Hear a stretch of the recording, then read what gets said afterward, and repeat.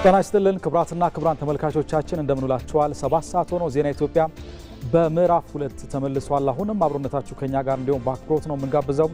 በቅድሚያም አርዕስተ ዜናዎቹ የ2019 ዓ.ም ረቂቅ በጀት ከ2.3 ትሪሊዮን ብር በላይ ሆኖ ቀረበ።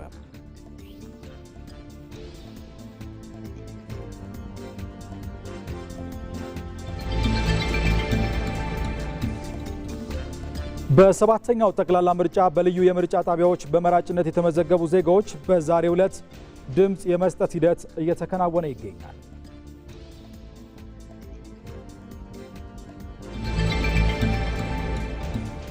መሶብ አንድ ማዕከል አገልግሎት የተገልጋይን እርካታ በማሳደግ የሚጫወተው ሚና ከፍተኛ በመሆኑ መንግስት በአገልግሎቱ ተደራሽነትና ጥራት ላይ በትኩረት እየሰራ ነው።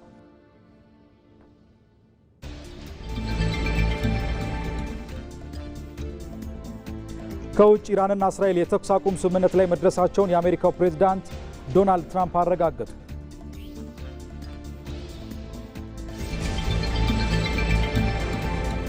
ከስፖርት ያሚን ያማልን የመሳሰሉ ተጫዋቾች በሚጠበቁበት የ2026 ዓለም ዋንጫ ኬናን ይልዲዝና ኒኮ ፖዝን ጨምሮ አዳዲስ ታዳጊዎች ጎልተው ሊወጡ እንደሚችሉ እየተገመተ ነው።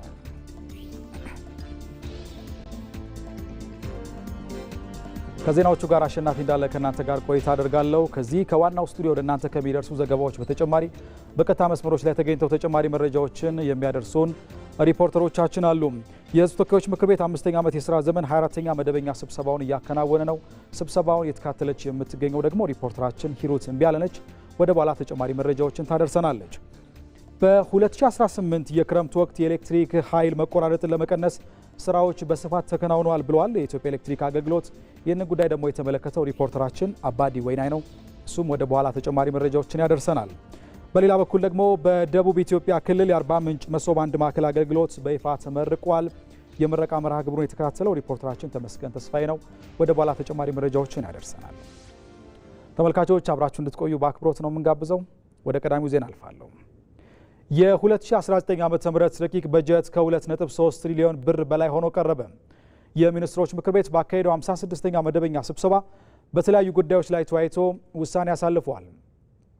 ምክር ቤቱ የ2019 በጀት ዓመት የፌዴራል መንግስት የበጀት ረቂቅ አዋጅ ላይ ተወያይቷል። የ2019 የፌዴራል መንግስት በጀት የ10 ዓመቱ መሪ የልማት እቅድ አካል የሆነው የ2019-2021 የልማትና ኢንቨስትመንት እቅድ ላይ የተቀመጡ ግቦችን የመካከለኛ ዘመን የማክሮ ኢኮኖሚና የፊስካል ማዕቀፍን እንዲሁም የ2018 በጀት ዓመት የፕሮግራም በጀት አፈጻጸም መነሻ በማድረግ የተዘጋጀ ነው። ረቂቅ በጀቱ በተጨማሪ ቀጣይ ሊኖር የሚችለውን የማህበራዊና የኢኮኖሚ ትራንስፎርሜሽን አቅጣጫዎችና ዓላማዎች እንዲሁም በመንግስት የተቀመጡ ግቦችን ለማሳካት የመንግስትን የፋይናንስ አቅምና አስፈጻሚ መስሪያ ቤቶች ከተሰጣቸው ተልዕኮና ኃላፊነት አንጻር የሚያስፈልገውን ወጪ በመገምገም ተዘጋጅቶ የቀረበ ነው።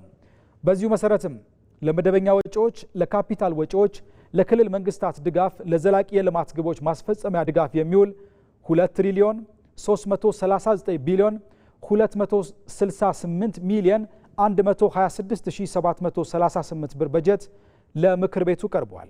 ምክር ቤቱ በቀረበው የፌዴራል መንግስት የ2019 ረቂቅ በጀት አዋጅ ላይ በሰፊው ከተወያየበት በኋላ ግብዓቶችን በማከል ወደ ህዝብ ተወካዮች ምክር ቤት እንዲተላለፍ በሙሉ ድምፅ መወሰኑን የጠቅላይ ሚኒስትር ጽህፈት ቤት አስታውቋል። የህዝብ ተወካዮች ምክር ቤት የጉምሩክ ኮሚሽን አዋጅን እንደገና ለማሻሻል የቀረበ ረቂቅ አዋጅና የቁልፍ መሰረተ ልማቶች የሳይበር ደህንነት ረቂቅ አዋጅን አስመልክቶ የቀረበ ሪፖርትና የውሳኔ ሀሳብን መርምሮ አጸደቀ። ምክር ቤቱ የ5ኛ ዓመት የሥራ ዘመን 24ኛ መደበኛ ስብሰባን አካሂዷል። በዚህ ጉዳይ ላይ ተጨማሪ መረጃ ልትሰጠን ሪፖርተራችን ሂሩት እምቢያለ በቀጥታ መስመራችን ላይ ትገኛለች። ሂሩት እንደምን ቆይተሻል? ምክር ቤቱ በዛሬ ውሎ መርምሮ ያጸደቀው የጉምሩክ አዋጅ ላይ ምን ሀሳብ ተነሳ? አመሰግናለሁ አሸናፊ። ቀደም ብለህ አንተም እንዳነሳኸው የሕዝብ ተወካዮች ምክር ቤት 6ኛ ዙር 5ኛ ዓመት 24ኛ መደበኛ ስብሰባውን በዛሬው ዕለት አካሂዷል። በዚህም የተለያዩ ርዕሰ ጉዳዮችን ይዞም መርምሮ አጽድቋል። የመጀመሪያ እንግዲህ የቀረበው ባለፈው ዓመት ወይንም በ5ኛ ዓመት 23ኛ መደበኛ ጉባኤውን መርምሮ ማጽደቅ ነበር። ከዛም በመቀጠል የጉምሩክ ኮሚሽንን የተሻሻለ አዋጅ በዛሬው ዕለት በፖሊሲና በፕላንና ልማት በጀት ጉዳዮች ቋሚ ኮሚቴ የቀረበለትን መነሻ ሀሳብ መርምሮም ውይይት አካሂዷል። በተለይም የጉምሩክ ኮሚሽን አዋጅን ማሻሻልና እንደገና ማየት ያስፈልገበትን መነሻ ሀሳቦችም የፕላንና በጀት ጉዳዮች ቋሚ ኮሚቴ አቅርበዋል። ይህም እንግዲህ በመጀመሪያ ደረጃ በጉምሩክ ስርዓቱ ላይ ያለውን ክፍተትና ፍትሐዊ ያልሆነ አገልግሎትን ለመፍታት ያለመ መሆኑን ተነስቷል። ከዚህም ባለፈ ደግሞ በወጪና በገቢ ንግድ ላይ የሚታዩ ውስንነቶችን ለመቅረፍ ከዚህም ባለፈ በአስመጪና ላኪዎች ላይ የሚገጥሟቸውን አንዳንድ ተግዳሮቶችን ለመቅረፍ ያለመ መሆኑም ተገልጿል። በዋናነት ግን በሀገር የምታጣቸውን ህገወጥ በሆኑ ተግባራት የሚከናወኑ የኮንትሮባንድ ንግዶችን አስፈላጊና የማያዳግም እርምጃ ለመውሰድ የሚያስችል ረቂቅ አዋጅ መሆኑ ነው እንግዲህ ለሕዝብ ተወካዮች ቀርቦ ምክክር የተደረገው። በዚህም በቀረበው ረቂቅ አዋጅ ላይ የሕዝብ ተወካዮች ምክር ቤት አባላት ሀሳብና ጥያቄያቸው አንስተዋል። በተለይም የኮንትሮባንድና ህገወጥ ንግድን መሰረት በማድረግ በቀረበው አዋጅ ላይ ከዚህ ቀደም ሀገር በርካታ የሆኑ ኢኮኖሚዋንም ሊያናጉ የሚችሉ ህገወጥ ተግባራትን በኮንትሮባንድ አማካኝነት ስታጣ መቆየቷንና በአመት በርካታ ቢሊዮን ብሮችም ይጠፉ እንደነበረ ተነስቷል። ይህንንም ለመግታትና የማያዳግም እርምጃ ለመውሰድ እንደነዚህ አይነት ረቂቅ አዋጆች ተግባራዊ መደረግና ስራ ላይ መዋል እንዳለባቸውም አንስተዋል። ከዚህም ባለፈ በህገወጥ ተግባር ላይ የተሰማሩ ተባባሪዎችንም ሆነ ድርጊቱን ፈጻሚ የሆኑ አካላትንም የማያዳግም እርምጃ ለመውሰድና ሀገር የምታጣው ገቢ መልሶ ለልማት ለመዋል የሚያስችል መመሪያ ላይ መሆኑንና ይህ ረቂቅ አዋጅ ተግባራዊ መደረጉ ተገቢ መሆኑንም አምነዋል። በዚህም እንግዲህ በአዋጅ ቁጥር 1425 ህዝባ 2018 በአብላጫ ድምጽ በጉምሩክ ኮሚሽን ማሻሻያ አዋጅን መርምረው አጽድቀዋል። መልካም ይሩት። በተመሳሳይ የቁልፍ መሰረተ ልማቶችና የሳይበር ደህንነት ረቂቅ አዋጅ ላይም እንዲሁ ምክር ቤቱ ሲወያይ ነበርና የተነሳው ጉዳይ ምንድነው የሚለውን አጠር አድርገሽ ደግሞ በታዲያሽ አው ቀደም ሲል አንተም እንዳነሳው የቁልፍ መሰረተ ልማቶች የሳይበር ደህንነት ጥቃትንም ለመከላከል በዛሬው ዕለት አዲስ አዋጅ ተግባራዊ ተደርጓል። ይህ የጸደቀው አዋጅ እንደሚታወቀው እንግዲህ አሁን ላይ ዓለም አንድ መንደር እየሆነችና ቴክኖሎጂውም እየፈጠነ እየዘመነ ይገኛል።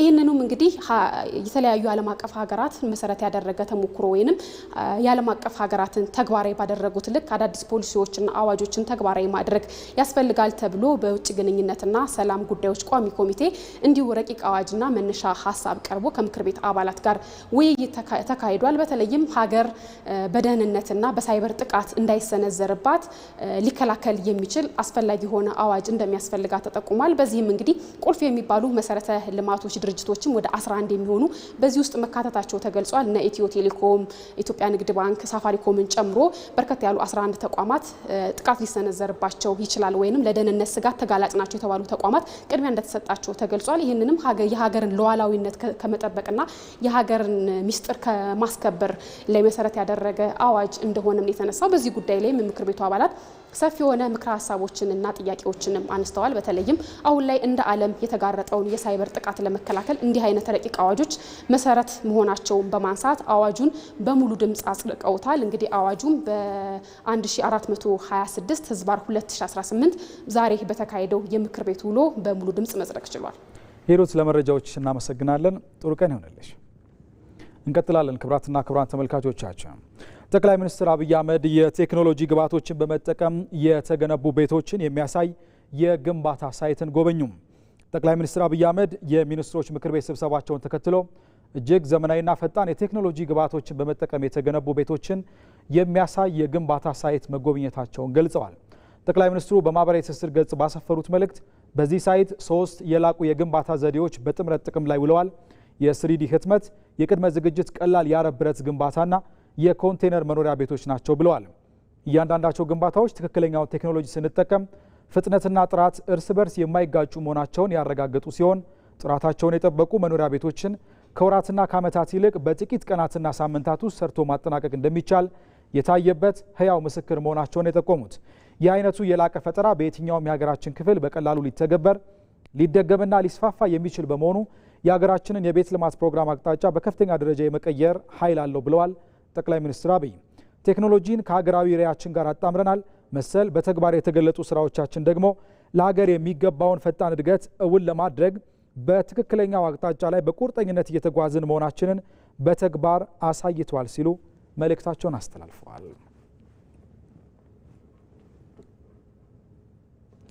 በ2018 ዓመት በጀት ዓመት የክረምት ወቅት የኤሌክትሪክ ኃይል መቆራረጥን ለመቀነስ ስራዎች በስፋት መከናወናቸውን የኢትዮጵያ ኤሌክትሪክ አገልግሎት አስታወቀ። የኤሌክትሪክ ኃይል መቆራረጥን ለመቀነስ የተከናወኑ ስራዎችና የክረምት ዝግጅትን በተመለከተ መግለጫ ተሰጥቷል። በዚህ ጉዳይ ላይ ተጨማሪ መረጃ ሊሰጠን ሪፖርተራችን አባዲ ወይናይ በቀጥታ መስመራችን ላይ ይገኛል። አባዲ እንደምን ውለሃል? የኢትዮጵያ ኤሌክትሪክ አገልግሎት የኃይል መቆራረጥን ለመቀነስ ምን ተግባራትን አከናወነ? በመግለጫው ምን ሀሳቦች ተነሱ?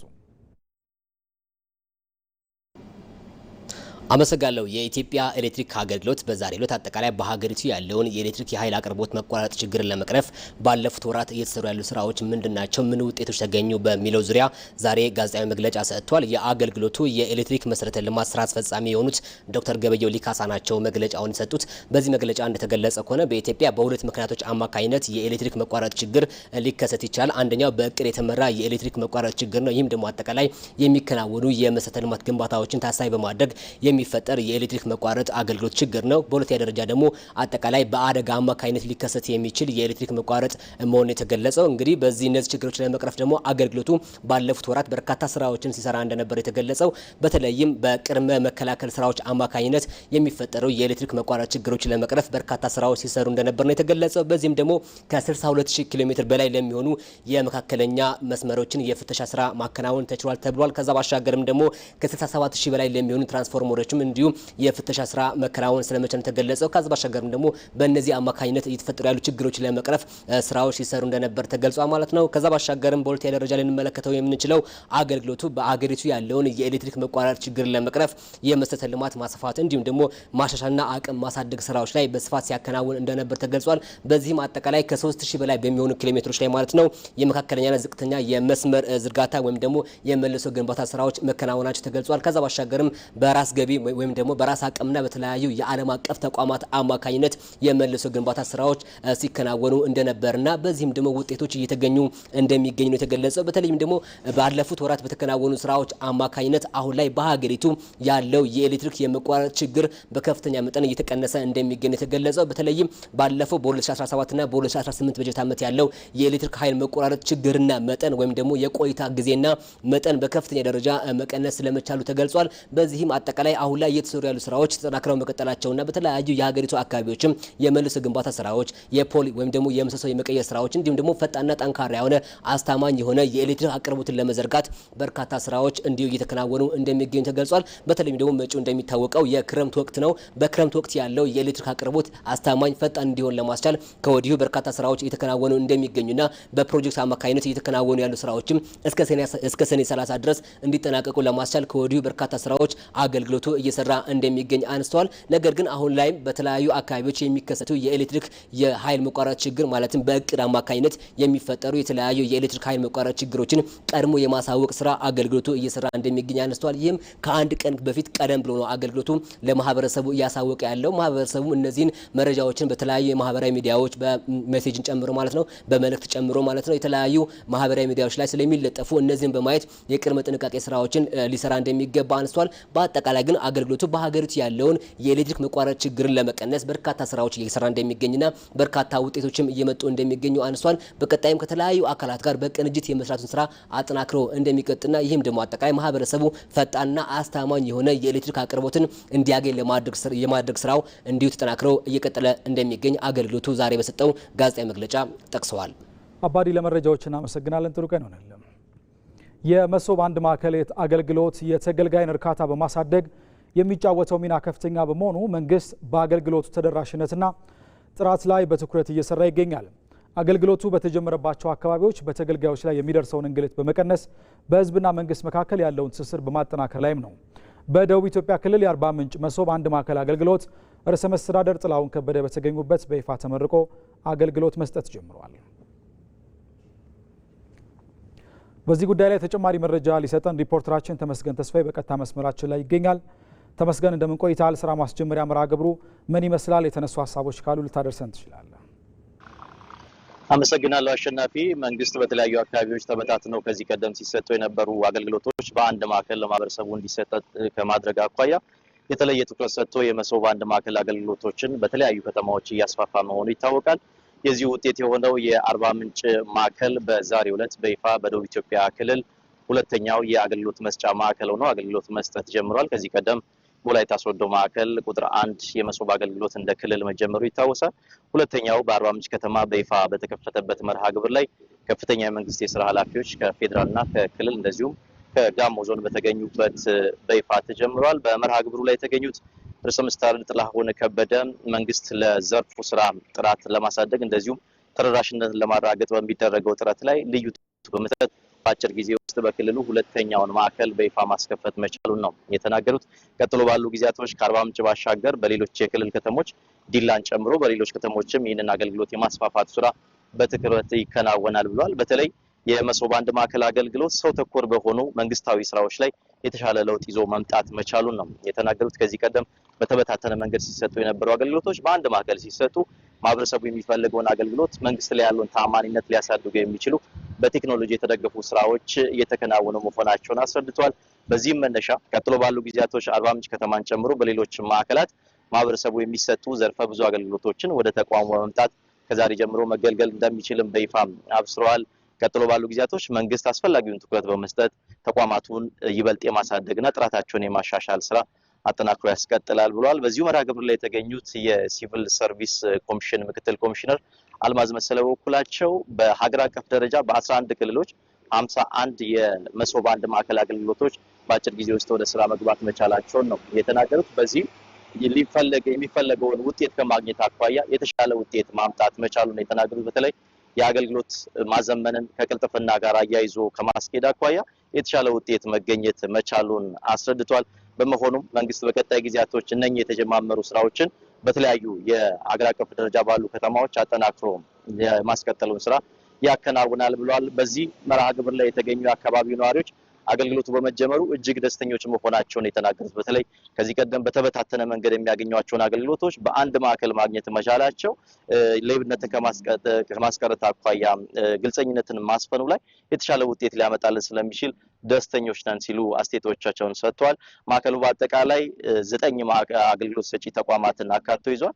4 የፌዴራል 5 የክልል ተቋማትን አንድ ላይ በማካተት ከ31 በላይ አገልግሎቶችን በዛሬው ዕለት መስጠት ጀምሯል። ለአሁን ያለኝ መረጃ ይህንን ይመስላል። ተመስገን፣ ለመረጃዎቹ እናመሰግናለን። ጥሩ ቀን ይሆንልን።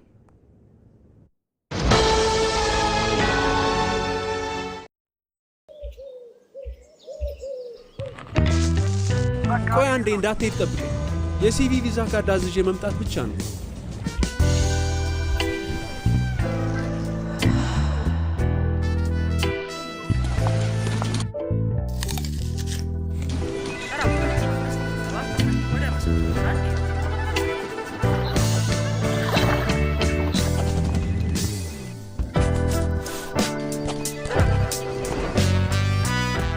ባንኮ በመዳፉ በያዙት ስልኮ ቤቶ ድረስ ከተፍ ይላል። ሰላም ጤና ይስጥልኝ።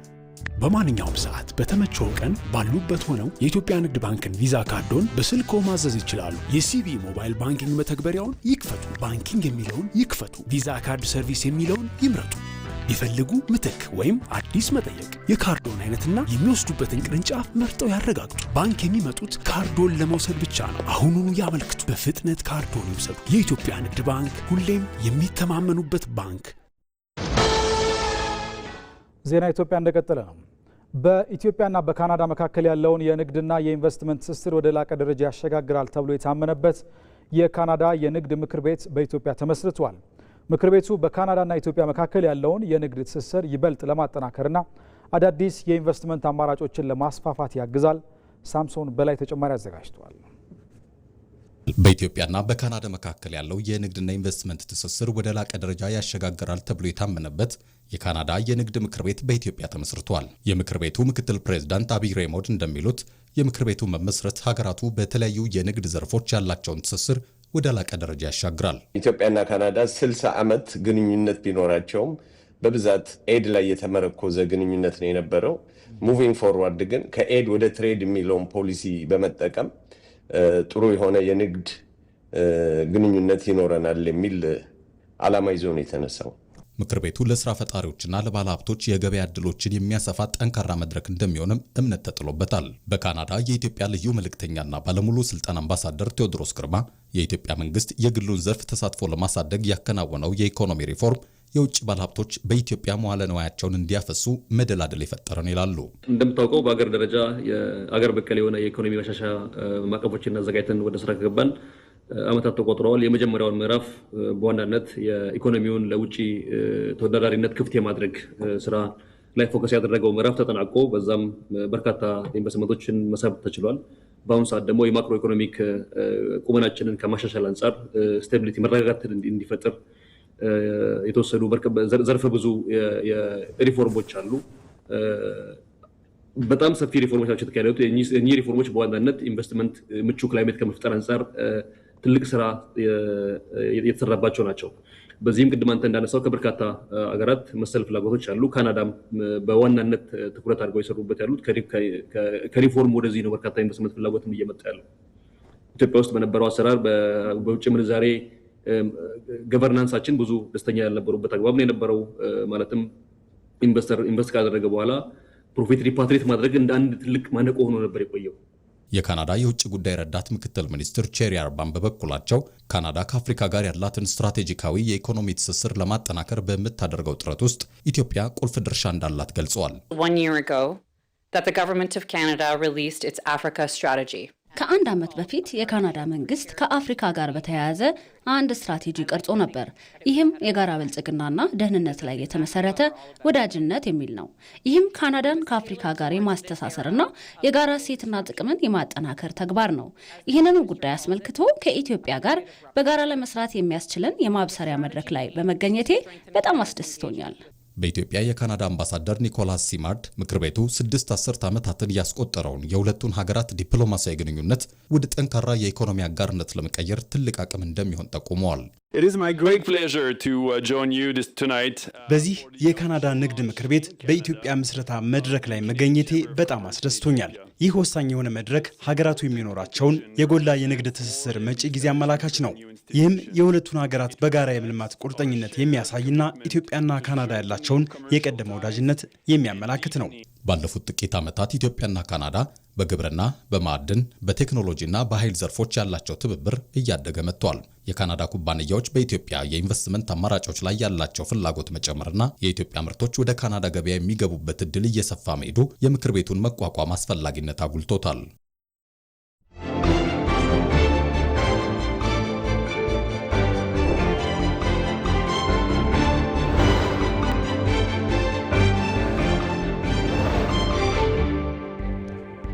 ባሳለፍነው ሳምንት የተካሄደው ምርጫ የፖለቲካ ስልጣን ከመወሰን ባለፈ የኢትዮጵያ ሕዝብ መከፋፈልና ጽንፈኝነትን ወደ ጎን በመተው ለአብሮነት ለዘላቂ ሰላምና ለሀገር ግንባታ ያለውን ጽኑ ቁርጠኝነት በተግባር ያሳየበት ታሪካዊ ምዕራፍ ሆኗል።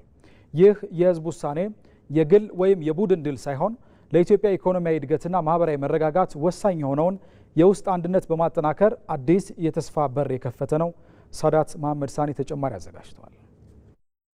ምርጫ ዲሞክራሲያዊ መብትን ከመለማመድ የፖለቲካ ስልጣን ባለቤትን ከመወሰን ባሻገር የአንድን ህዝብ የጋራ እሴት፣ የነገር ራዕይና የሀገር ግንባታ ቁርጠኝነትን የሚያንጸባርቅ ታላቅ የታሪክ መድረክ ነው። በስኬት የተጠናቀቀው 7ኛ ጠቅላላ ምርጫም ከቀላል የፖለቲካ ውድድር አልፎ የኢትዮጵያን ህዝብ ለአብሮነት ለዘላቂነትና ለጠንካራ ሀገር ግንባታ ያለውን ጽኑ አቋም በግልጽ ያሳየበት ክስተት ሆኗል። ይህም ምርጫ ህዝቡ በውስጣዊ አንድነቱ ላይ የተጋረጡ ፈተናዎችን በብስለት የተሻገረበት፣ መከፋፈልና ጽንፈኝነትን ወደ ጎን በመተው ለነገዋ የበለጸገች ሀገር የመሰረተ ድንጋይ ያስቀመጠበት ታሪካዊ እርምጃ ነው። ህዝብ በልዩነቶች ላይ ከሚያተኩሩ ጥላቻን ከሚሰብኩ ጽንፈኛ አመለካከቶች ይልቅ አብሮነትን፣ ዘላቂ ሰላምን ለሚሹ ድምፁን ሰጥቷል። በምርጫ የተመረጠ መንግስት ቅቡልነት ይኖረዋል።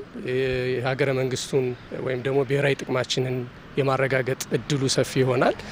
በህዝብ የተመረጠ መንግስት የህግ የበላይነት እንዲከበር ይሰራል፣ ብሔራዊ ጥቅሞቻችንን ያረጋግጥልናል። በዚህ ላይ በቂ የሆነ እውቀት ኖሮት ህብረተሰቡ በንቃት የተሳተፈበት ስለሆነ ለሀገራችን ብሔረ መንግስት ግንባታ ለሀገራችን ብሔራዊ ጥቅሞች መረጋገጥ ፋይዳው የጎላ ነው። ይህ ታሪካዊ ምርጫ እንዲሳካ ደግሞ በየደረጃው ያለ ነዋሪ በንቃት የተሳተፈበት እንደሆነ ነው የታዘብኩት። ትናንትና ያየነውን ጥሩ ተሞክሮ ማለት ነው። ጠመንጃ ከማንሳት ምን ከማንሳት ወደ ጠረጴዛ መጠን እንተማመናለን ብለው ያሳዩትን ጥሩ ተሞክሮ ማለት ነው። አሁን ደግሞ ማን ያሸንፋል? የተሸነፈው አካል ተቀናጅቶ እዚያ አካባቢ በመሄድ ማለት ነው። ሁላችንም አንድ ሀገር ነው ያለች። ለሱ ሀገር ልማታችን ማኖር አለበት። ማህበረሰቡ ደግሞ ይህን ፑሽ ማድረግ አለበት፣ መቀስቀስ አለበት። አንድ ግለሰብ ዲሞክራሲያዊ የሆነውን ምርጫ መርጦ የራሱ የሆነውን መርጦ ቀጣይ ለሀገር ለዲሞክራሲ ግንባታ ያለውን ሚና መወጣቱን ነው የሚያሳየውና ከሱ የሚጠበቀውን ነገር አድርጎ ለሀገሩ ሰላም ያደረገውን አስተዋጽኦ ነው የሚያሳየው ብዬ ነው የማስበው። ይህ ህዝበ ውሳኔ ለዛሬው ትውልድ ጊዜያዊ ስኬት ብቻ ሳይሆን ለአንዲት ሀገር የበለጸገች ጠንካራ ሀገርን ለቀጣዩ ትውልድ ማስረከብ የተደረገ ታላቅ የኃላፊነት እርምጃ ነው። በዚህ ምርጫ የታየው ታላቅ ስኬትና አሸናፊነት የአንድ ወገን የፖለቲካ ፓርቲ ወይም የግለሰቦች ድል ተደርጎ ሊወሰድ አይችልም። ይልቁንም ይህን አሸናፊነት የኢትዮጵያ ዘላቂ ሰላምና ልማት ለማረጋገጥ ህዝቡ ለአብሮነት የሰጠው ድምፅ ውጤት ነው። እውነተኛ አሸናፊነት ስልጣን በመያዝ ሳይሆን የህዝብ ሰላምና የሀገር ሉዓላዊነት በጽኑ መሰረት ላይ ማቆም ነው። ህዝቡ በምርጫ ካርዱ የሰጠው መልእክት ግልጽ ነው። ሰላም ከሌለ ልማት የለም፣ ልማት ከሌለ ደግሞ ብልጽግና ሊታሰብ አይችልም። ስለዚህም የተገኘው አሸናፊነት የኢትዮጵያ ህዝብ የጋራ እሴት፣ የአብሮነትና የማንነቱ መገለጫ ድል ነው። ይህም በሀገሪቱ የፖለቲካ ባህል ውስጥ አዲስና አዎንታዊ ምዕራፍ የከፈተ ክስተት ነው። ዲሞክራሲም ጉዳይ ሲመጣ 54 ሚሊዮኑ አንድ ላይ መጣ ማለት እንግዲህ መምረጥ የሚችሉት ናቸው። 120 ምናምን ሚሊዮን ያለበት ሀገር ህዝብ ለምርጫ እድሜያቸው ፈቅዶላቸው የመጡት 54 ሚሊዮን ከሆኑ ወጡ። ሁሉም እስከ እኩለ ሌሊት ጠበቁ። ለምን? መብታቸውን ስለሚያውቁ ነው። ስለዚህ የህዝብን ማክበር ያስፈልጋል። በተለይ ውጭም ያለው ይሄ ወሮ በላውን በየጫካ እየሄደ ሰው የሚገለው ህዝብን ማክበር አለበት። ይሄ ሁሉ የሚያስፈራ ይሄ ሁሉ ጫጫታ ጎረቤት በለው ታሪካዊ ጠላቶች በላቸው የፈለጉት የሚያንጫጫቸው ምንድነው? ኢትዮጵያ ጥላን ሄደች፣ ኢትዮጵያ ታላቅ ሆነች ነው። እሱ ደግሞ ማይቀር ነው። ማንኛውም ሀገር አስተማማኝ የኢኮኖሚ እድገትና ማህበራዊ መረጋጋት ማስመዝገብ የሚችለው ውስጣዊ አንድነቱን ሲጠብቅና አስተማማኝ ሰላም ሲሰፍን ብቻ ነው። ምርጫው ያስተላለፈው ጠንካራ መልእክት ይህንን ሀቅ በተግባር የሚያረጋግጥ ነው። በአጠቃላይ ይህ ምርጫ ከፖለቲካዊ ውሳኔነቱ ባሻገር የኢትዮጵያ ህዝብ የሰላም የልማትና የጠንካራ ሀገር ግንባታ ባለቤትነቱን ያረጋገጠ ታሪካዊ አጋጣሚ ነው። ይህ 5 ዓመት የኢትዮጵያ በርካታ የታሪክ ጥፋት የሚታይበት 5 ዓመት ነው። ይህ 5 ዓመት እስካሁን ከሰራነው በላይ መድከም ይጠይቃል። እስካሁን ከለፋነው በላይ መልፋት ይጠይቃል። እስካሁን ካሰብነው በላይ ማሰብ ይጠይቃል። እስካሁን ከተደመርነው በላይ መደመር ይጠይቃል። የትናንትናዋ ኢትዮጵያ በሚቀጥለው 5 ዓመት አናያትም። የተቀየረች የተለወጠች ቢያንስ የማትለምን ራሷን ችላ የምትቆም በከባቢው አንከር የሆነች ሀገር ለማየት ብዙ ልፋት፣ ብዙ ድካም፣ ብዙ ስራ ይፈልጋል። እነዚህ እንመረጥ ባዮች ከየትኛውም ወገን ይሁኑ ይህ ታላቅ ኃላፊነት ገብቷቸው ዝግጁ መሆናቸው ያሳስበኛል። እኔ በግሌ ያሳስበኛል። እስካሁን ከሰራሁት በላይ የዚህ ህዝብ ይሁንታ ባገኝና ብመረጥ ምን አድርጌ ነው የምከሰው የሚለው ጉዳይ ያሳስበኛል። ይህ ታላቅ የምርጫ መልእክት ለሀገራችን የኢኮኖሚ እድገት፣ ለማህበራዊ መረጋጋት ወሳኝ ቅድመ ሁኔታ የሆነውን የውስጥ አንድነት በማጠናከር አዲስ የተስፋ ምዕራፍ ከፍቷል። አሁን የተከፈተው አዲስ የተስፋ ምዕራፍ ተጠቅሞ ሀገርን ወደ ላቀ ብልጽግና ማሸጋገርና የተገኘውን ሰላም ዘላቂ ማድረግ የሁሉም ዜጋ የጋራ ኃላፊነት ይሆናል። ኢትዮጵያውያን ሀገረ መንግስት በማጽናት ሂደት ውስጥ ታሪካዊውን ምዕራፍ ተሻግረውታል። ኢትዮጵያ መርጣለች። ዜጎቿም በድምፃቸው ሀገረ መንግስት መገንባት ብቻ ሳይሆን የተሸረቡባቸውን ሴራዎች አልፈው ሀገርን አጽንተዋል። ሳምሶን ገርሉ ተጨማሪ አዘጋጅቷል። የአንዲት ሀገር ጸንታ የመቆሟ ዋስትና ማገርና ምሰሶ የዲሞክራሲ መሰረቱ ምርጫ ነው። ወትሮም ሀገረ መንግስት ለማቆም ሰንፈው የማያውቁት ኢትዮጵያውያንም ሌሊቱን አጋምሰው ከእንቅልፍ ተኳርፈው እንደ ጅራፍ በሚጋረፈው ብርድ በረጃጅም ሰልፎች ቢታዩ መዳረሻቸው ኮሮጆ፣ መሻታቸውም ሀገረ መንግስትን ማቆም ነው። ለእነዚህ ብርቱዎች ሀገር ከጠመንጃ አፈሙዝ የምትሰፋና የምታይልናት። ለእነርሱ መንገዳቸው ሰላም፣ ጦርና ጋሻቸውም የታጠቁት የምርጫ ካርድ ነው። ይህ ካርድ ይበጀኛል ላሉት ሀገርን በአደራ ሰጥቶ ለተቀሩት የነገ ቤት ስራን ያቀብላል። ከዲሞክራሲው መንደር የሚቀዳ ኢትዮጵያውያኑ በተግባር የኖሩት መርጠው በምርጫ ብቻ ሲሉ ያስተጋቡለት ሀቅም ለዚሁ ነው።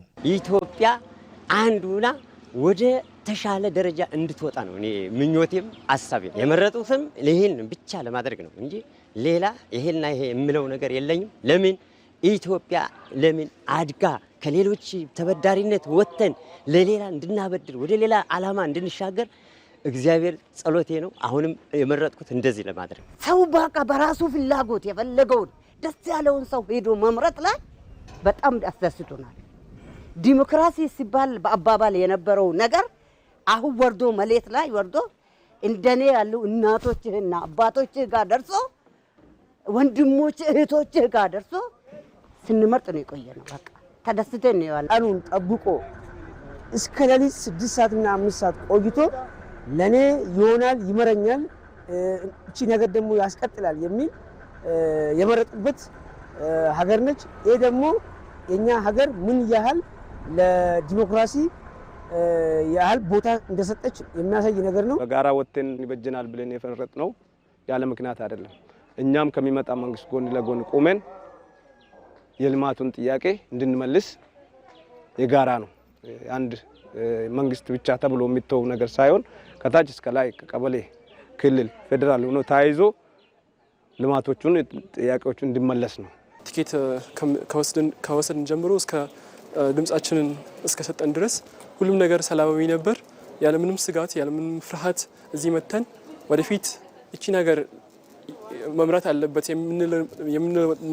የምንለውና የምናምንበትን ፓርቲ መርጠናል። የኢትዮጵያ ሰላሟ የሚቆጠቁጣቸው እረፍቷ የሚያቅበዘብዛቸው እርሷ ለምርጫ ልጆቿም ለመራጭነት ወገባቸውን ጠበቅ ማድረጋቸው እረፍት ቢነሳቸው የሚገርም አይደለም። ትናንት ለስኬቷ ጥላሸትን የተመኙም ህዝቦቿ ሀገረ መንግስትና ቆም ብለው መነሳታቸው እንቅልፍ የነሳቸው ለሌላ ክፋት አሰፍስፈው ቢጠብቁም ኢትዮጵያ ስታሸንፍ ግን አንገታቸውን እንዲደፉ አድርገዋቸዋል። ኢትዮጵያም ዜጎቿም በነገ የእድገት ጎዳናቸው የተደነቀረባቸውን እንቅፋት ተሻግረው መርጠው ድል ነስተዋል። ይህ ምርጫ የህልውና ስጋት የሆነባቸው አካላት በሌላ ስራ ውስጥ እንደነበሩ መረዳት እንችላለን። የመንግስትን ስልጣን በምርጫ ሳይሆን በኃይል የመቆጣጠር ፍላጎት ያላቸው በታሪካቸው ከጥይት ውጪ ባሎትን ወይም የድምፅ መስጫ ኮረጆን የማያውቁ አካላት የኢትዮጵያ ጠላቶች ባዳዎች የኢትዮጵያ እድገት የህዝቦቿ መለወጥ ሁሌም እንደ ስጋት የሚመለከቱ ባዳዎች የነዚህን አጀንዳ ተቀብለው በህዝብ ላይ ስጋትንና ጉዳትን ለመፍጠር ሁሌ የሚውተረተሩ ተገዢ የሆኑ ቅጥረኛ ባንዳዎች በመቀናጀት ይህ 7ኛው ሀገራዊ ምርጫ መከናወን የለበትም መቆም አለበት በሚል አቋም ወስደው ከምርጫ በፊት በምርጫ ወቅት እና ከዛ በኋላም የተለያዩ እንቅስቃሴዎችን እያደረጉ እንደሆነ መረዳት እንችላለን። በምርጫው ቀን እንደዚሁ በታሪክ ሊጠቀስ በሚችል መልኩ ከፍተኛ የህዝብ ቁጥር ወጥቶ መርጧል። ይህ በሚያደርግበት ጊዜ ግን ያለ መስዋዕትነት የተከናወነ ጉዳይ አይደለም። በአንድ በኩል ትልቁን መስዋዕትነት የከፈለው ህዝቡ ነው። ህዝቡ ያስተላለፈው መልእክት ጽንፈኝነት አያስፈልገኝም፣ ስርዓት አልበኝነት አያስፈልገኝም፣ ሀገርን የሚያስቀጥል የህዝብን ፍላጎት መመለስ የሚያስችል ቀጣይነት ባለው መልኩ ልጠይቀው የምችል ልደግፈው የሚገባ ጽኑ መንግስት ያስፈልገኛል የሚል መልእክት ያስተላለፈበት ነው። ዛሬ ህዝብ አሸንፏል። የህዝብ አሸናፊነት መቋጠሪያው ደግሞ ከምርጫው ማግስት ጀምሮ ባሉ ተግባራት ላይ የሚገለጥ ነው። ጊዜው ለኢትዮጵያውያን የበለጠ አንድነትን ማጥበቅ የሚሻበት በውይይት ሀገርን ለትውልድ የማሻገር የታሪክ ኃላፊነት የተጣለበት ነው። ህዝብ በካርድ ያጸናው መንግስት የዜጎችን የአደራ ሸክም ፍትህና ልማትን የማስፈን ኃላፊነት በብቃት ለመወጣት ወገቡን ጠበቅ ማድረግ የግድ ይለዋል። ከምርጫ ማግስት የፖለቲካ ፓርቲዎች የሚያሳዩት ቁርጠኝነት ለሀገር መረጋጋትና ዴሞክራሲ ስርዓት ግንባታ ወሳኝ ሚና አለው። በአሸናፊውም ሆነ በተሸናፊው ወገን ያሉ ፓርቲዎች የምርጫው ሂደት ካበቃ በኋላ ህዝብን የሚያግባቡና አብሮነትን የሚያጠናክሩ በርካታ ተግባራትን እንዲያከናውኑ ይጠበቅባቸዋል። ሰናይት ብርሃኔ ዝርዝሩን ይዛለች። ምርጫ ማለት ለፖለቲከኞች የወንበር ማግኛ ፍክክር ብቻ አይደለም። ምርጫ ለሀገር የትውልድ መገናኛ ድልድይ፣ የሰላም ዋስትናና የነገ ተስፋ በራስ እጅ የመቅረጽ ጥበብ ነው። ሀገራት በምርጫ ሂደት ውስጥ የሚያልፉባቸው ፈተናዎችና የሚያሳያቸው ብስለቶች የዲሞክራሲ ጉዟቸው ከፍታ የሚወስኑ መለኪያዎች ናቸው። የሀገር ህልውና የሚቀጥለውና የሚጸናው የህዝብ ድምፅ ሲከበርና የምርጫ ሳጥኖች የለውጥ እንጂ የግርግር ምንጭ መሆናቸው ሲቀር ብቻ ነው። ምርጫ የዲሞክራሲ መጀመሪያ እንጂ ማጠናቀቂያ ባለመሆኑ ከምርጫ ማግስት የሚወሰዱ እርምጃዎች የሀገርን የፖለቲካ ብስለት ይወስናሉ። የምርጫ ውጤትን መቀበል ለአንድ ወገን ሽንፈት ወይም ለሌላው ድል ብቻ አይደለም። ከዚያ ይልቅ የሀገርን ህልውና፣ የህዝብን ደህንነትና የነገን ብሩህ ተስፋ የማስቀደም ታላቅ የሀገር መሪነት ተግባር ነው። የፖለቲካ ፓርቲዎች የምርጫ ውጤት ምንም ይሁን ምን ለሀገር ሰላምና ለዲሞክራሲ ስርዓት ግንባታ ቀዳሚውን ሚና መጫወት አለባቸው። የኢዜማ ፓርቲ ሀገራዊ ፓርቲ ነው። ስለ ሀገር የሚገደው ፓርቲ ነው። ከፓርቲው በላይ ሀገርን ያስቀድማል። ስለዚህ የምርጫው ውጤት እንትኑን እንቀበላለን። እኛ እንትን የምንፈልገው ፍትሃዊና ሰላማዊ እንዲሆን ነው የምንፈልገው። ፍትሃዊና ሰላማዊ ምርጫ ከተካሄደ ያንን የማንቀበልበት ምክንያት የለም። እንደ ኢዜማ እንደ ጎንደርም ብቻ ሳይሆን እንደ ሀገር አቀፍም ሀገርን የሚያስቀድም ፓርቲ ነው። በዲሞክራሲ ስርዓት የሚያምን ፓርቲ ነው። ስለዚህ ያለውን እንትን አሸነፍንም ተሸነፍንም እንግዲህ እንቀበላለን ማለት ነው። ግንቦት 24 2018 ዓመተ ምህረት ኢትዮጵያ በታሪኳ ከፍተኛ የመራጮች ቁጥር ያስተናገደችበት ክስተት ነው። ይህም በቅድመ ምርጫ የተከናወኑ የምርጫ ስራዎች መሰረት የጣሉበት ነበር። የሀገራዊ መረጋጋትን በመፍጠር የዲሞክራሲ ስርዓትን በመገንባት በህዝብ ዘንድ አመኔታና ቅብሉነት ያለው መንግስት ለመመስረትም ፓርቲዎች ምልክቶቻቸውንና ፖሊሲዎቻቸውን የሚያስተዋውቁበት ምህዳር መፈጠሩ የምርጫውን ዲሞክራሲያዊነት አመላካች ነው። እንግዲህ እኛ ቅድሚያ ምርጫ ቅስቀሳ ስናደርግ ጎንደር ከተማ ላይ በቅስቀሳ ሂደታችን ላይ ከጎንደር ከተማ አስተዳደር ጋር በምናደርገው ኮሚኒኬሽን ጥሩ የሆነ የቅስቀሳ ምቹ ሁኔታ ተፈጥሮልን በደንብ ነው የቀሰቀስ ነው። በደንብ ምርጫችን ምልክታችን የማስተዋወቅና ፕሮግራማችን የማስተዋወቅ ስራዎችን ሰርተናል። በዛ ልክ እኛ ወኪሎቻችን በየጣቢያዎች ለማስቀመጥ ሙከራ አድርገናል። እዛ በተጨማሪ ደግሞ ያስቀመጥናቸው ወኪሎች እና ባደረግነው እንቅስቃሴ ልክ መጨረሻ ላይ የምናየው የድምፅ ውጤት ነው የኛ መለኪያ ነው ብለን ነው የምናምነው። በዘንድሮው 7ኛ ጠቅላላ ምርጫ የታየው የህዝብ ተሳትፎና ተነሳሽነትም ቢሆን ይህንኑ የሚያረጋግጥ ነው። የህዝቡ ተሳትፎ አንደኛ በዚህ ዓመት ከዚህ በፊት ከነበረው 2013 ከነበረው የምርጫ ሂደት የዚህን ዓመት ልዩ የሚያደርገው ምርጫ አስፈላጊ ስለመሆኑ ተገንዝቦ ሰው ቅድሚያ ካርድ የመውሰድ ሂደቱ እጅግ በጣም ደስ የሚያሰኝ ነበረ። ከዚህ በፊት ከነበረው የተሻለ ነው በዚህ ዓመት ያለው ማለት ነው። ይሄ ደግሞ የሚያመላክተው ምንድነው? ተሳትፎውን ማህበረሰቡ ለምርጫ እየሰጠ ያለው ልዩ ትኩረት ማመላከቻ ነውና ጥሩ የሆነ ተሳትፎ እንዳለ ነው እየገመገም ነው ማለት ነው። የአንድን ሀገር ዲሞክራሲያዊ ስርዓት በመገንባት ሰፊ የፖለቲካ ምህዳር ለመፍጠር ምርጫ አንዱ ነው። በዚህም የፖለቲካ ፓርቲዎች ይህንን እድል በመጠቀምና ምርጫውን ከማሸነፍና ከመሸነፍ ባለፈ ሀገርን ያስቀደመ ተግባር ሊፈጽሙ ይገባል። የፖለቲካ ምህዳሩ የሚሰፋው በፖለቲካ ፓርቲዎች ብቻ ሳይሆን በመንግስትም ነው። በዋናነት የአንበሳውን ድርሻ የሚወስደው መንግስት ነው። ሁሉንም ነገር አቅጣጫ የሚሰጠው የጸጥታውን የአጠቃላይ የሲቪል እንትኑንም የሚቆጣጠረው መንግስት ስለሆነ ከፍተኛ ድርሻ አለበት። ያ ማለት ግን ሌሎች የፖለቲካ ፓርቲዎች ኃላፊነት የለባቸውም ማለት አይደለም። እያንዳንዱ የፖለቲካ ፓርቲ ኃላፊነት አለበት። ስለዚህ የበኩሉን መወጣት አለበት። የፖለቲካ ስርዓት ወይም ዲሞክራሲያዊ ስርዓትን እንገንባ ስንል በአንድ ጀንበር አይመጣም።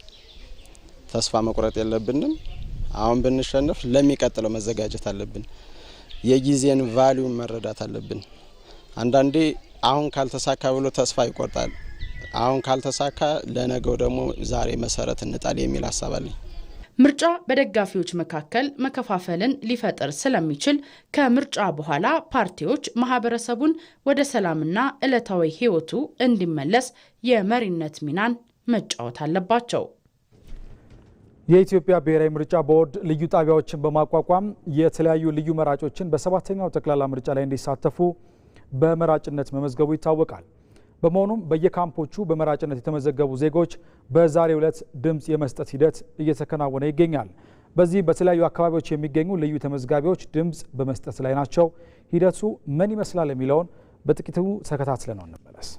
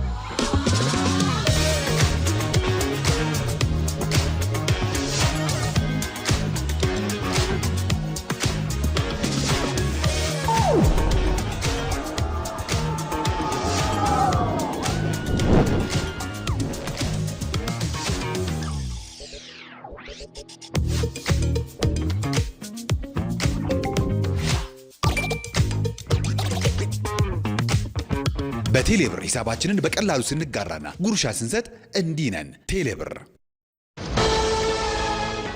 በ21ኛው ክፍለ ዘመን የሀገራት ብልጽግናና የህልውና ጉዳይ መሰረቱ የዳታ ወይም የመረጃ አብዮት ነው። ኢትዮጵያም ይህንን ዓለም አቀፋዊ እውነታ መነሻ በማድረግ መረጃን ለፖሊሲና ለልማት እቅዶቿ ለመዋል በርካታ ተጨባጭ እርምጃዎችን እየወሰደች ትገኛለች። አለሚልፉ በዚህ ጉዳይ ያዘጋጀችው ዘገባ አለ። ዳታ ወይም መረጃ ማለት በቀላል አገላለጽ ያልተቀነባበሩ ጥሬ የሆኑ እውነታዎች፣ ቁጥሮች፣ ቃላት ወይም ምስሎች ስብስብ ማለት ነው። እነዚህ መረጃዎች ለብቻቸው ሲሆኑ ግልጽ የሆነ ትርጉም ላይሰጡ ይችላሉ። ነገር ግን ተሰብስበው ሲቀነባበሩ ጠቃሚ ወደ ሆነ መልእክት ይለወጣሉ። ዳታ ወይም መረጃ በዓለም አቀፍ ደረጃ እንዲሁም በኢትዮጵያ ምን ያህል አስፈላጊ የሆነ መምጣቱን እንመልከት። የሰው ልጅ በታሪኩ በርካታ የእድገት ምዕራፎችን አሳልፏል። ከእርሻ ስልጣኔ እስከ ኢንዱስትሪ አብዮት፣ አሁን ደግሞ በመረጃ ወይም ዳታ አብዮት ዘመን ላይ እንገኛለን። በአሁኑ ወቅት የዓለማችንን የኢኮኖሚ የማህበራዊና የተፈጥሮ መዋቅር የሚቀይር የ21ኛው ክፍለ ዘመን ነዳጅ ወይም ዋነኛ የሀብት ምንጭ ተደርጎ ይወሰዳል። በአሁኑ ወቅት በዓለም ዙሪያ በየቀኑ ከ320 ሚሊዮን ቴራባይት በላይ አዲስ ዳታ ይመረታል። ይህንን ግዙፍ መረጃ በአግባቡ ሰብስቦ አደራጅቶና ተንትኖ መጠቀም መቻል የአንድን ሀገር ስልጣኔ ብልጽግናና የፖሊሲ አቅጣጫ የሚወስን የህልውና ጉዳይ ሆኗል። መረጃ የሰውን ልጅ ህይወትና መላውን ዓለም እንዴት እየመራ እንደሆነ በሶስት ዋና ዋና ምሰሶዎች ከፍሎ ማየት ይቻላል። የመጀመሪያው የህዝብ ቁጥር ስብጥርና ፍትሃዊ የሀብት ክፍፍል ነው። የዓለም ህዝብ ቁጥር 8.2 ቢሊዮን በደረሰበትና በከፍተኛ ፍጥነት እየጨመረ ባለበት በዚህ ዘመን የሰዎችን ፍላጎት በጥናት ላይ ተመስርቶ ማሟላት የሚቻለው በማስረጃ ሲሰራ ብቻ ነው። ዓለም አቀፍ ተቋማትና መንግስታት የህዝብ ቆጠራንና የስደት አቅጣጫዎችን በትክክል የሚረዱት በዳታ አማካኝነት ነው።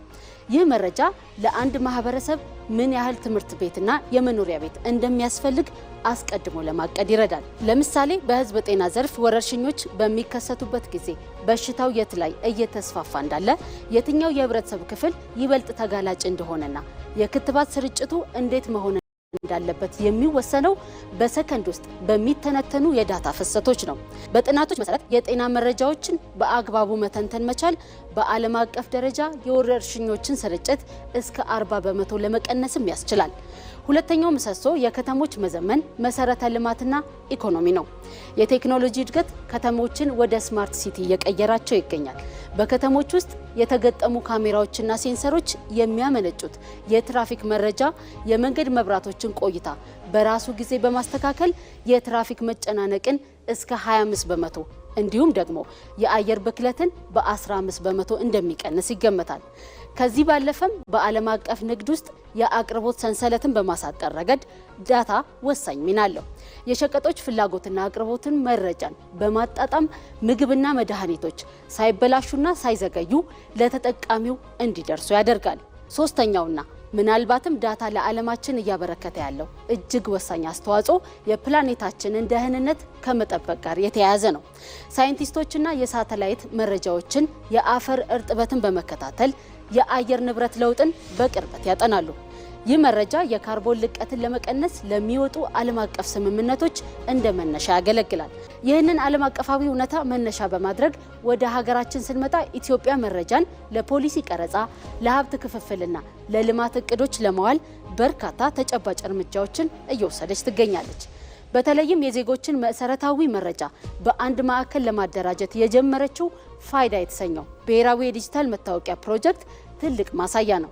ይህ ፕሮጀክት መንግስት የህዝቡን ትክክለኛ ስብጥር አውቆ የኢኮኖሚ ድጋፎችን፣ የጤና ዋስትናዎችንና ማህበራዊ አገልግሎቶችን ያለምንም ብክነት ለታለመላቸው ወገኖች ፍትሃዊ በሆነ መንገድ ለማድረስ ትልቅ መሰረት እየጣለ ነው። ከዚህ ጎን ለጎንም የኢትዮጵያ ስታቲክስ አገልግሎት የመረጃ አሰባሰብ ሂደቱን ሙሉ በሙሉ ከወረቀት ንክኪ ነፃ በማድረግ ወደ ዲጂታል ታብሌቶችና ዘመናዊ መተግበሪያዎች መሸጋገሩ የመረጃዎችን ትክክለኛነትና ጥራት በእጅጉ አሳድጎታል። ይህ የዲጂታል መረጃ ፍሰት ወደ ግብርናው ዘርፍም ሰርጎ በመግባት የኢትዮጵያን ግብርና ምርምር ኢንስቲትዩትና የብሔራዊ ሜትሮሎጂ ኤጀንሲ የሳተላይት መረጃዎቻቸውን የአፈር ካርታዎች በመጠቀም ለአርሶ አደሮች ወቅታዊ የአየር ሁኔታና የአፈር አልሚ ምግቦች መረጃዎችን እንዲያቀርቡ አስችላቸዋል።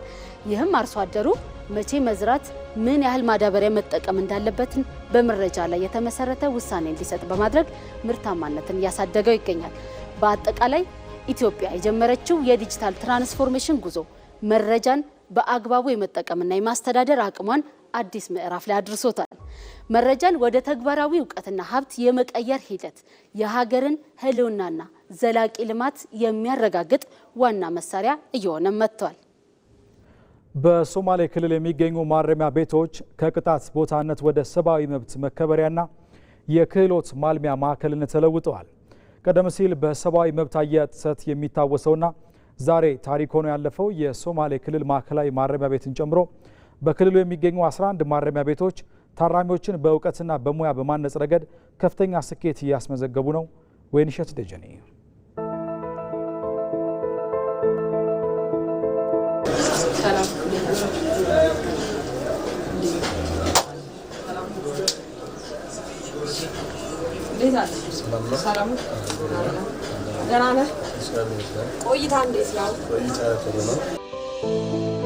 ሰላም እንዴት አለ?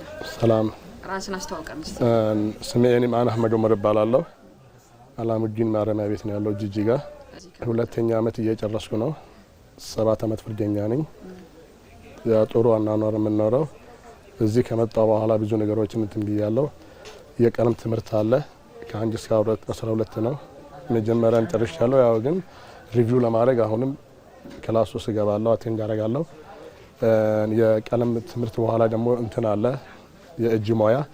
እጅ ሙያ በሁለት ይከፈላል። አንዱ ቴክስታይል ነው፣ አንዱ ደግሞ ፈርኒቸር ነው። ፈርኒቸር ብዙ ብራንቾች አለው። ዊልዲንግ አለው ብያለሁ።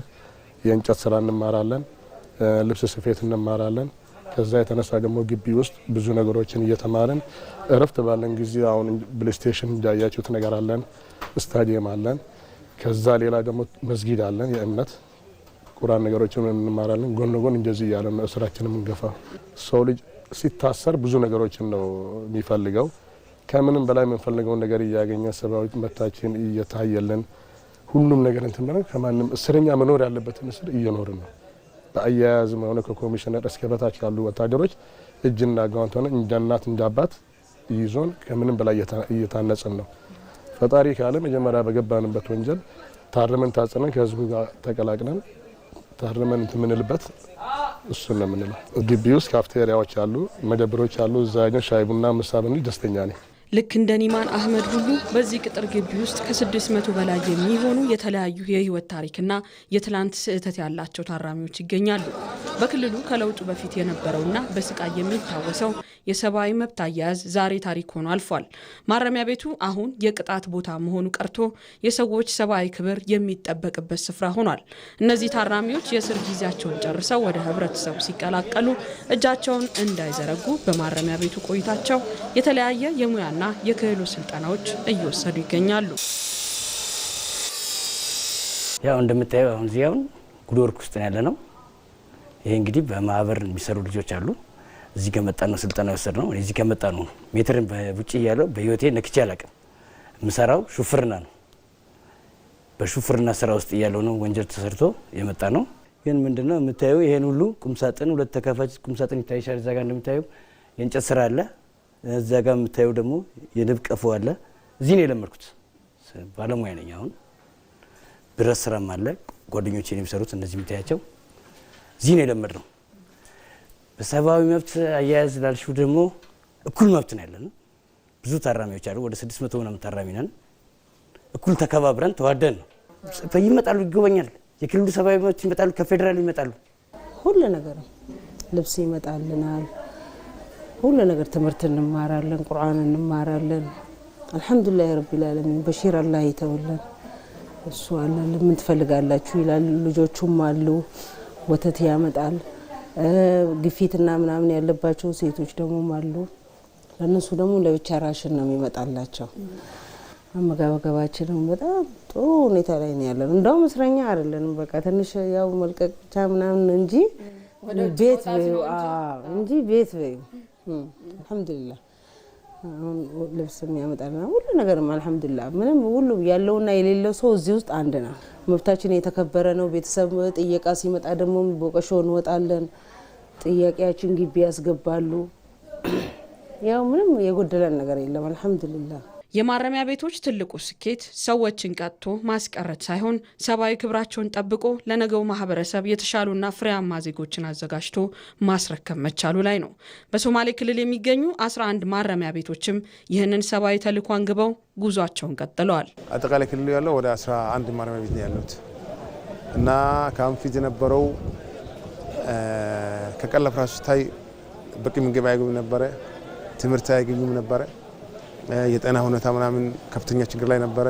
ስለዚህ ግን ከለውጥ ወዲህ እንደሚታየው ያው ሰው ወደ ልማት ገብቷል። ትምህርት እየተማሩ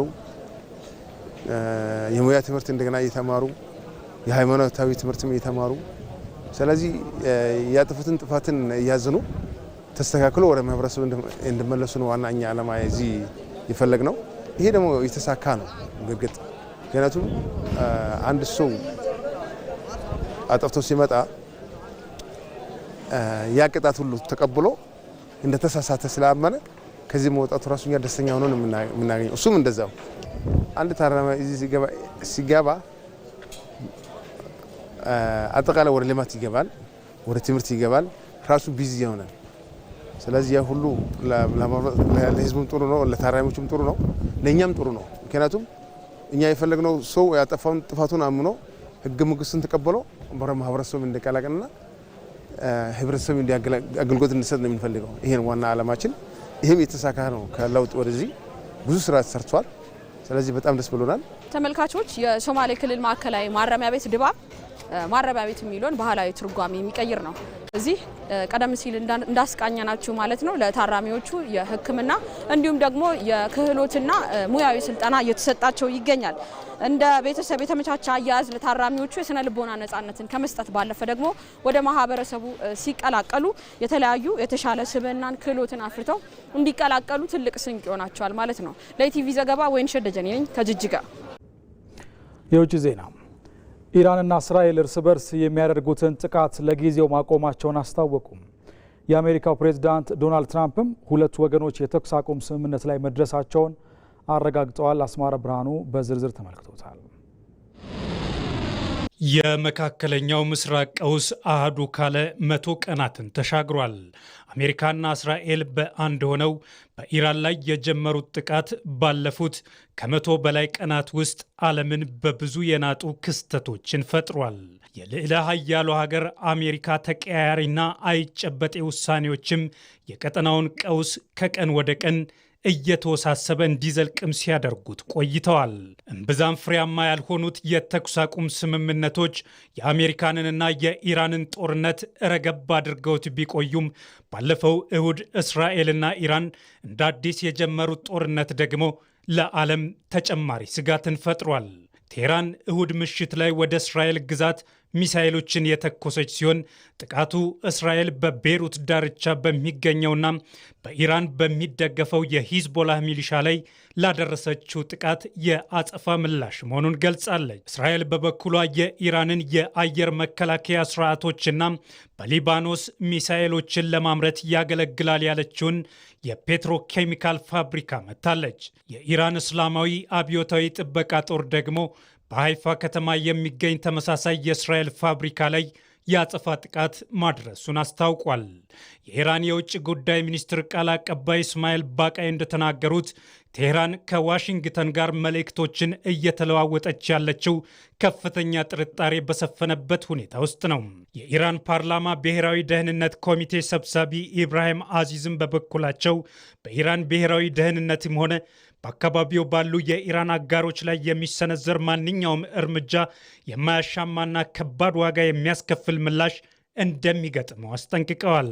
በየመን የሚገኙትና ከኢራን ጋር የተሰለፉት ሁቲዎች በሰጡት መግለጫ የእስራኤል መርከቦች ቀይ ባህር ላይ እንዳይጓዙ እንደሚያግዱ የዛቱ ሲሆን ወደ እስራኤልም ሚሳኤሎችን መተኮሳቸውን ገልጸዋል።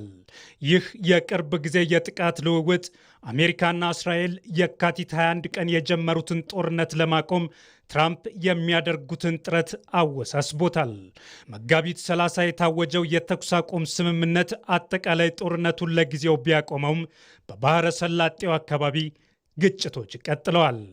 ትራምፕ እንደተናገሩት እስራኤልም ሆነች ኢራን በአስቸኳይ የተኩስ አቁም ይፈልጋሉ። በማኅበራዊ ገጻቸው ላይም ስለ ሰላም የሚደረገው የመጨረሻ ድርድር እንደቀጠለ ይገኛል። ይህ ሂደት ባለማወቅም ሆነ በሞኝነት እንዳይደናቀፍ ጥንቃቄ ያስፈልጋል ሲሉም ጽፈዋል ትራምፕ። የአሜሪካና የእስራኤል ባለስልጣናት እንደገለጹት ደግሞ ትራምፕና የእስራኤሉ ጠቅላይ ሚኒስትር ቤንያሚን ኔታንያሁ ትላንት ሰኞ ዕለት በስልክ ተነጋግረዋል። ትራምፕ ከአክሲዮስ ጋር ትላንት ሰኞ ባደረጉት ቃለ ምልልስ ኔታንያሁን ማስጠንቀቃቸውን ገልጸዋል። የእስራኤሉ መሪ ከኢራን ጋር ወደ ጦርነት ከተመለሱ ብቻቸውን ሊቀሩ እንደሚችሉ ነግሬያቸዋለሁም ብለዋል ትራምፕ ሲናገሩ ኔታንያሁ ብትጠነቀቅ ይሻልሃል፣ አለበለዚያ በቅርቡ ብቻህን ትቀራለህ ብየዋለሁ ነው ያሉት። በአሜሪካ የእስራኤል አምባሳደር የሆኑት የሄኤል ላይተር ግን ትራምፕ በኔታንያሁ ላይ ጫና አሳድረዋል የሚባለውን ዘገባ ያስተባበሉ ሲሆን ለፎክስ ኒውስ እንደተናገሩት በሁለቱ መሪዎች መካከል የተደረገው ውይይት በትብብር ላይ የተመሰረተ እንጂ ማስጠንቀቂያ ዘል አልነበረም ብለዋል። አምባሳደሩ አክለውም እንደገለጹት አሜሪካና እስራኤል ለ40 ዓመታት የዘለቀ ጥልቅ ወዳጅነት አላቸው። አንዳንድ ጊዜ ወዳጆች ሊጣሉ ይችላሉ። በክፍሉ ውስጥ ያለው ውጥረትና ውይይት አንዳንድ ጊዜ ትንሽ ሞቅ ሊል ይችላልም ብለዋል። የእስራኤል ወታደራዊ ባለስልጣን እስራኤል እስከተፈለገው ጊዜ ድረስ ዘመቻዋን ለመቀጠል ዝግጁ መሆኗን ሲገልጹ፣ የኢራን ባለስልጣናትም ተመሳሳይ ጠንከር ያለ አቋም አሳይተዋል። የተለያዩ የዜና ወኪል ምንጮች እየገለጹት እንደሚገኘው ቴህራን ለረጅም ጊዜ ግጭት ዝግጁ መሆኗንና በአካባቢው ባሉ የአሜሪካ ጥቅሞች ላይ ጥቃቶችን ዳግም ልትጀምር እንደምትችል ጠቅሰዋል። የሆነ ሆኖ አሁን ላይ ኢራንና እስራኤል የአሜሪካው ፕሬዝዳንት ዶናልድ ትራምፕ ያቀረቡትን ጥሪ ተከትሎ እርስ በርስ የሚያደርጉትን ጥቃት ከትላንት ሰኞ ዕለት ጀምሮ ማቆማቸውን አስታውቀዋል። ይሁን እንጂ ቴህራን እስራኤል በሊባኖስ የሚገኘውን የሂዝቦላህ ታጣቂ ቡድን መምታቷን የምትቀጥል ከሆነ ግጭቱን እንደገና እንደምትጀምር አስጠንቅቃለች። በሌላ በኩል ሁኔታዎች ወደ ቀድሞ ሁኔታቸው እየተመለሱ መሆኑን የሚያሳዩ ምልክቶች አሉ። በቴህራን የሚገኘው የኢማም ሁይማኒ አውሮፕላን ማረፊያ እንደ አዲስ የተቀሰቀሰውን ጦርነት ተከትሎ ለ24 ሰዓታት ተቋርጦ የነበረውን የበረራ አገልግሎት ዛሬ ማክሰኞ ዕለት በድጋሚ መጀመሩን የሀገሪቱ ሚዲያዎች እየዘገቡ ይገኛሉ። በመጨረሻም ስፖርት። በዓለም ዋንጫው እነ ያሚን ያማልን የመሳሰሉ ታዳጊ ከዋክብት እንደሚደምቁ ከአሁኑ ቢጠበቅም ሌሎች አዳዲስ ታዳጊዎችም ራሳቸውን ያሳያሉ ተብሎ ይጠበቃል። ከነዚህ መካከል ኬናን ዩልዴዝ፣ ኒኮ ፓዝ እና ሌሎችም ይገኙበታል። እሱ ባለው ተሾመ።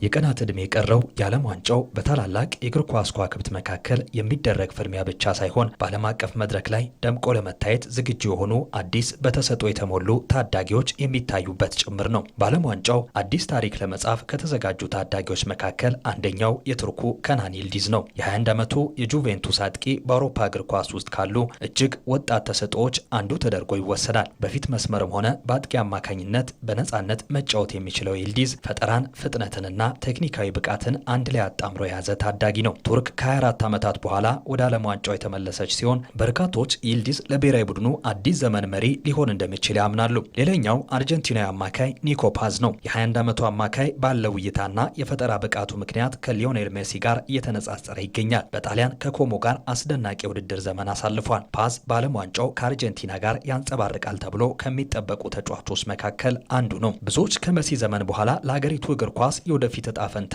ቁልፍ ሰው አድርጎ ይመለከቱታል። ብራዚል በበኩሏ በውድድሩ ላይ ካሉ ታዳጊ ተጫዋቾች አንዱ የሆነውን የ19 ዓመቱን የፊት መስመር ተጫዋች ራያንን ይዛ ትቀርባለች። ራያን ለመጀመሪያ ጊዜ ለዋናው ብሔራዊ ቡድን ጥሪ የተደረገለት ሲሆን ለብራዚልም በወዳጅነት ጨዋታ ግብ አስቆጥሯል። የቦርንማውዙ ተጫዋች ፍጥነት፣ በራስ መተማመንና ግብ የማስቆጠር ብቃት በብራዚልም ሆነ በእንግሊዝ ከፍተኛ ግምት እንዲያገኝ አድርጎታል። ብራዚል አዳዲስ የማጥቃት አማራጮችን በምትፈልግበት በዚህ ወቅት ይህ የዓለም ዋንጫ ራሱን የሚያሳይበት ትልቅ አጋጣሚ ሊሆን ይችላል። ከውድድሩ አዘጋጆች አንዷ የሆነችው ሜክሲኮ በታዳጊው ድንቅ ተጫዋች ግሊበርቶ ሞራ ትወከላለች። ሞራ በሜክሲኮ ከፍተኛ ሊግ ታሪክ ግብ ያስቆጠረ በእድሜ ትንሹ ተጫዋች በመሆን ታሪክ ሰርቷል። እድሜው ገና 17 ዓመት ከ6 ወር ነው። በዓለም ዋንጫው በእድሜ ትንሹ ተጫዋች ነው። በአሁኑ ወቅት በዓለም ዋንጫው ሀገሩን የሚወከል እድል ማግኘት የቻለ ሲሆን በተረጋጋ ጨዋታና በቴክኒክ ብቃቱ የውድድሩ ክስተት ይሆናል ተብሎ ይጠበቃል። ከአፍሪካ ደግሞ የኮትዲቯሩ ተስፈኛ የፊት መስመር ተጫዋች ያን ዲዮማንዴ ይገኛል። ይሄ የ19 ዓመቱ ተጫዋች በጀርመን ከአርቢ ላይፕዚግ ጋር አስደናቂ ጊዜ እያሳለፈ ይገኛል። በፍጥነቱና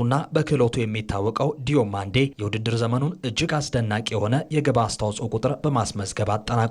በአሁኑ ወቅት በጀርመን ቡንደስሊጋ ውስጥ ካሉ እጅግ ድንቅ ወጣት ተጫዋቾች አንዱ ተደርጎ ይቆጠራል። እንግሊዝ በተለያዩ ቦታዎች ላይ መጫወት የሚችል ተሰጥኦ ያለው ኒኮ ራኢሊ በስብስቧ ይዛለች። የማንቸስተር ሲቲው የአካዳሚ ምሩቅ በአማካይ መስመር ወይም በተከላካይነት መጫወት የሚችል ሲሆን በአሰልጣኝ ፔፕ ጋርዲዮላ ስር ወሳኝ ተጫዋች መሆን ችሏል። በተለያዩ ቦታዎች ላይ ብቃቱን ማሳየት መቻሉ በውድድሩ ወቅት ለእንግሊዝ ትልቅ የማጥቃት አማራጭ ሊሆን ይችላል። የክሮሺያ ወጣቱ የተከላካይ መስመር ተጫዋች ሉካ ቪስኮቪቺ ሌላኛው ታዳጊ ነው። ከ6 ጫማ በላይ የሚረዝመው የ19 ዓመቱ የመሃል ተከላካይ በአውሮፓ ውስጥ ተስፋ ከተጣለባቸው ምርጥ ተከላካዮች አንዱ ለመሆን በቅቷል። በአየር ላይ ኳሶች ጠንካራ ነው። ኳስ በእግሩ ስር በሚሆንበት ጊዜ ጥሩ መረጋጋት ያለው ቪስኮቪቺ ለክሮሺያ የወደፊት ጉዞ ቁልፍ ሰው ሊሆን ይችላል። ጃፓንም ታዳጊ አጥቂዋን ኬሱኬ ጎቶን ይዛለች። የ20 ዓመቱ አጥቂ በቤልጂየም ውጤታማ የውድድር ዘመን ማሳለፉን ተከትሎ በጃፓን የዓለም ዋንጫ ስብስብ ውስጥ ተካቷል። ቁመቱ፣ ግብ የማስቆጠር ብቃቱና ከፍተኛ የስራ ተነሳሽነቱ በፊት መስመሩ ላይ ተመራጭ አድርጓል። የኢራቁ ተስፈኛው ታዳጊ አሊ ጃስሚምም የውድድሩ ክስተት ሊሆን ይችላል። የ22 ዓመቱ የፊት መስመር ተጫዋች ኢራቅን በወጣቶችና በኦሎምፒክ ደረጃ ወክሎ ተጫውቷል። በፍጥነቱና በማጥቃት ክህሎቱ የሚታወቀው ጃሲም ኢራቅ ከ4 አስርት ዓመታት በኋላ ወደ ዓለም ዋንጫው ስትመለስ የማይረሳ ታሪክ ለመስራት ተዘጋጅቷል። እያንዳንዱ የዓለም ዋንጫ አዳዲስ ጀግኖችን ይፈጥራል። ከሜሲ እስከ ሮናልዶ ጀምሮ እስከ ሌሎች ከዋክብት ድረስ የ2026 ውድድር ማራኪ ፉክክር ያሳያል ተብሎ ይጠበቃል። በርካታ የመጪው ጊዜ ከዋክብት በሚሳተፉበት በዚህ ውድድር የትኛው ወጣት ተጫዋች ብቃቱን ወደ ዓለም ዋንጫ ስኬት መቀየር ይችላል የሚለው ይጠበቃል። ተመልካቾች ከቀን 6 ሰዓት አንስቶ ከኢትዮጵያ ቴሌቪዥን በቀጥታ ስርጭት ወደ እናንተ ሲደርስ የቆየው ዜና ኢትዮጵያ በተከታተላችሁት መንገድ ተጠናቋል። ዜናውን እየመራው አሸናፊ እንዳለ ከእናንተ ጋር ቆይታ አድርግ ያለው የዜና ኢትዮጵያ ዋና አዘጋጅ መታሰቢያ ደረጀ፣ ዳይሬክተራችን ግዳይ ገብረ ሐዋርያትን ጨምሮ ሌሎችም የስቱዲዮና የስርጭት ባለሙያዎች ከኛ ጋር ቆይታ አድርገዋል። አብራችሁን ስለነበራችሁ ከልብ ነው የምናመሰግነው። ጥሩ ቀን ይሁንላችሁ።